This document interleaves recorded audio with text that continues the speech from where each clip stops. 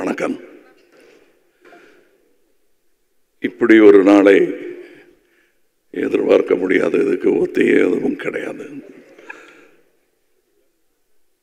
அவரை நான் முதல்ல சந்தித்த போது எப்படி எங்கூட பழகினாரோ அப்படித்தான் அவர் பெரிய நட்சத்திரமான பிறகும் எங்கிட்ட பேசிக்கிட்டு இருந்தார்.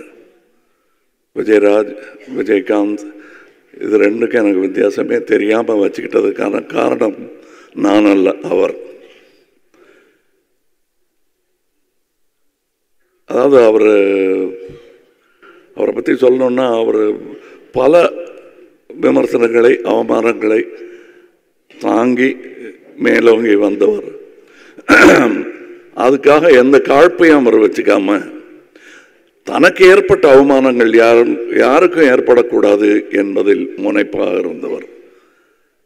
அது பாராட்ட வேண்டிய ஒரு விஷயம். நாம் கடந்து வந்துட்டோம், அடுத்தவங்க அவங்க பார்த்துக்கிட்டோம் அப்படிங்கிறது இல்லாமல் அவங்களுக்காக போராடும் ஒரு குரல்.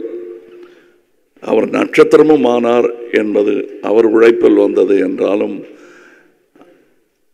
ஆரம்ப நடிகர்களுக்கு, கடைநிலை நடிகர்களுக்கெல்லாம் அவர் ஒரு குரலாக இருந்தது அவர்கள் செய்த பாக்கியம். தமிழக அரசியல் வரலாற்றில் பெரிய தலைவர்களுக்கெல்லாம் வரும் கூட்டம் இவருக்காகவும் வந்ததை நான் பார்த்தேன். அதில் அவர் சேர்த்த சொத்து என்னால் அதுதான்.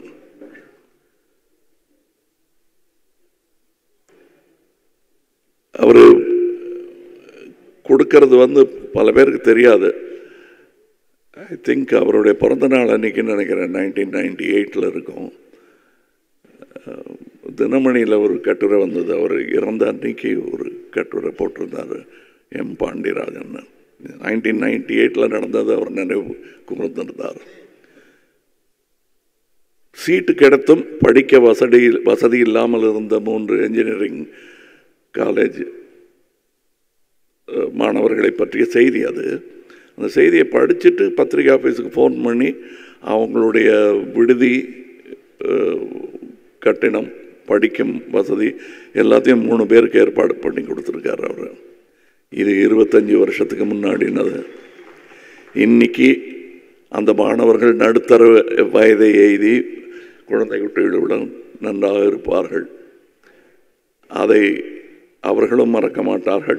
நினைவில் வைத்துக் கொண்டிருந்தவர்கள் யாரும் மறக்கவும் மாட்டார்கள்.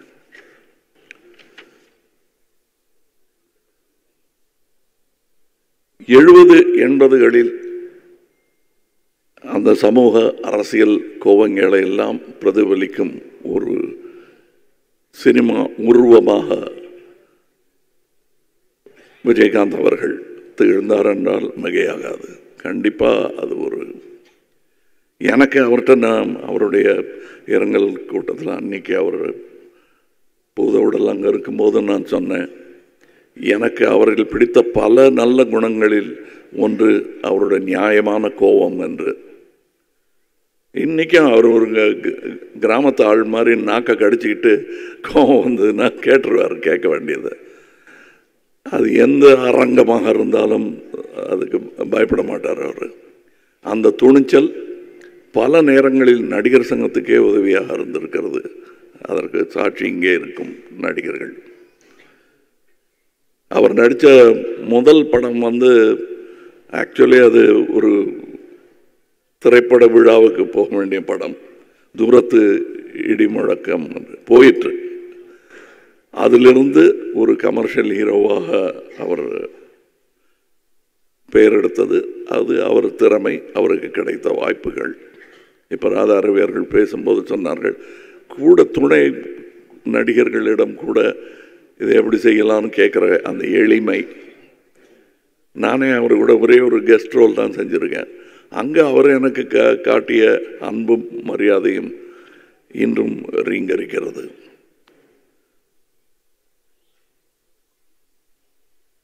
அவருக்கு இருந்த நண்பர்கள் இங்கே கூடியிருக்கிறார்கள். தனக்கு பிடிக்காதவங்களை கூட கூப்பிட்டு பேசிடுவார் அவர். அந்த தைரியம் உண்டு அவருக்கு. அந்த மாதிரியான குணாதிசயங்களை நாம் பிரதிபலிக்கலாம், காப்பி அடிக்கலாம், தப்பு இல்லை.